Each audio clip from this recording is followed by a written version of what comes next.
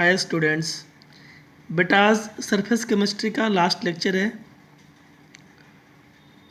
और हमारा जो टॉपिक है इमल्शन। कल मैंने पिछले लेक्चर में बताया था आपको गोल्ड नंबर के बारे में और कोगुलेशन।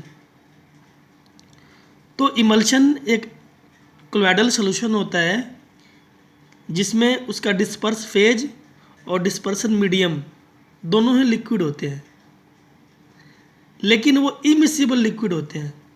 जैसे आप पानी में अगर तेल को डालते हैं तो वो घुलेगा नहीं, मिक्सअप नहीं होगा, तो उसको मिक्सअप कराने के लिए एक एजेंट डालते हैं बाहर से।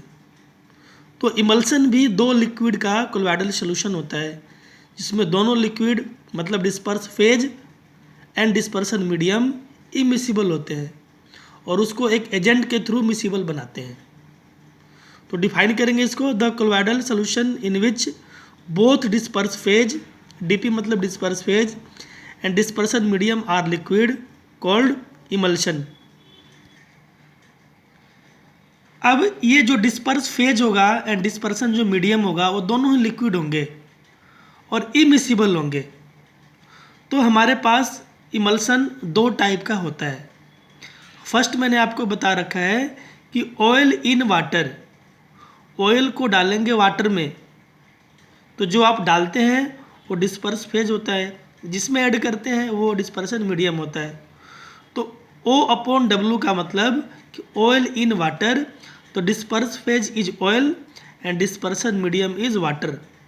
जबकि आप दूसरे वाले कैटेगरी में देखेंगे वाटर इन ऑयल, आपने पानी मिलाया ऑयल में तो वाटर आपका डिस्पर्स फेज होगा और ऑयल आपका डिस्पर्सन मीडियम होगा, W/O। इसका एग्जाम्पल होता है कोल्ड लिवर ऑयल। जबकि आप जब मिलाएंगे ऑयल को वाटर में मिलाएंगे तो इसका मिल्क एग्जाम्पल है। मिल्क में वाटर भी होता है और फैट भी होता है, पर वाटर के कंपेयर में फैट कम होता है, तो water is the dispersion medium and the fat is disperse phase. तो ये दो टाइप का हो गया बेटा। अब बात आती है कि इसको हम लोग बनाएंगे कैसे, प्रिपरेशन ऑफ इमल्शन। तो ऐसा नहीं होता है कि आप बस disperse phase and dispersion medium को आप मिक्सअप कर दें तो आपका इमल्सन तैयार होगा।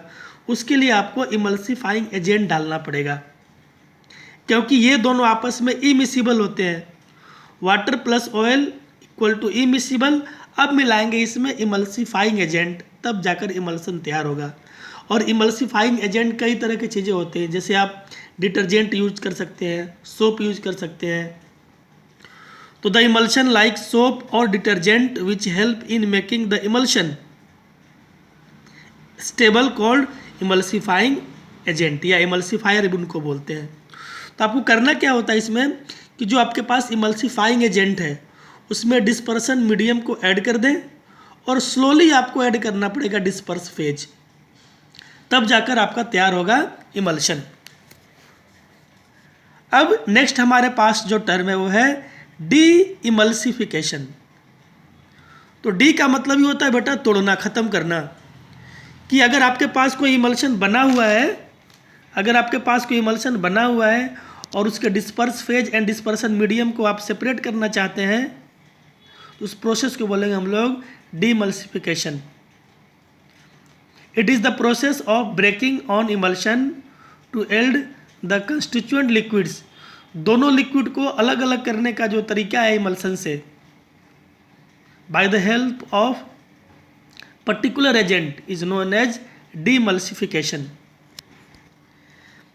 अब इसके कुछ मेथड्स होते हैं कि आप डीमल्सिफिकेशन कैसे कराएंगे। तो पहला हमारे पास है emulsion can be broken by heating. आप उस इमल्सन को हीट कर दें तो डिस्पर्स फेज और डिस्पर्सन मीडियम अलग हो जाएगा। या सेंट्रीफ्यूगेशन मेथड, दूध से क्रीम को बाहर निकालते हैं सेंट्रीफ्यूगेशन मेथड में, तो यहाँ भी disperse phase and dispersion medium दोनों सेपरेट होगा। नहीं तो आप कुछ इलेक्ट्रोलाइट मिलाकर, एडिंग इलेक्ट्रोलाइट लार्ज अमाउंट में भी दोनों फेज को आप सेपरेट कर सकते हैं। मतलब इमल्सन का डिस्पर्स फेज अलग हो जाएगा एंड डिस्पर्सन मीडियम भी अलग हो जाएगा। सेकेंड जो हमारे पास तरीका है कि बाय केमिकल डिस्ट्रक्शन, मतलब आप कुछ पर्टिकुलर केमिकल को ऐड कर दें लाइक एसिड, तो आप वहाँ भी आप इमल्शन के कंपोनेंट को अलग अलग कर सकते हैं। जैसे हमने एग्जाम्पल्स में बता रखा है कि आपके पास कोई एसिड है, हमने उसमें सॉल्ट डाला तो हाइयर फैटी एसिड का सॉल्ट बनेगा। फर्दर उसमें हमने HCl डाला तो सॉल्ट अलग और एसिड यहाँ पे अलग दिखा रहा है। तो आप एसिड को ऐड करके भी इमल्शन के कंपोनेंट को ब्रेक डाउन कर सकते हैं। अब लास्ट जो हमारा टॉपिक है इसमें कि एप्लीकेशन कहाँ कहाँ पे करेंगे कोलॉइड्स का यूज कहाँ कहाँ पे करते होते हैं। तो आपको इसमें कुछ सेलेक्टेड याद रखने हैं, मैंने यहाँ पे 8-10 बता रखे हैं। जैसे मेडिसिन बनाने में, सीवेज डिस्पोजल के अंदर भी इसका यूज होता है।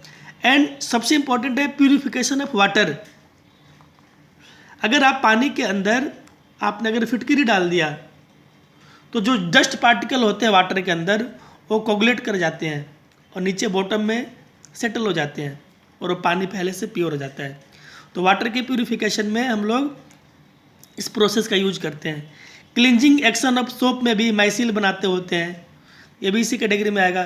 फॉर्मेशन ऑफ डेल्टा, तो डेल्टा फॉर्मेशन का जो मेन